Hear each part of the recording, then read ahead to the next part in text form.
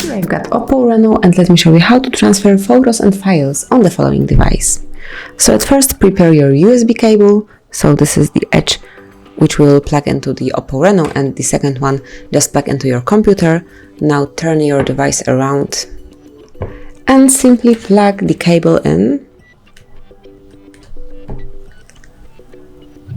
Here you'll notice the notification, so you can pick either transfer files or transfer photos. So select the option that you would like to pick, and then you will be able to move your files simply by passing them through the windows. So that's it. This is how you can simply transfer files or photos, so it's up to you.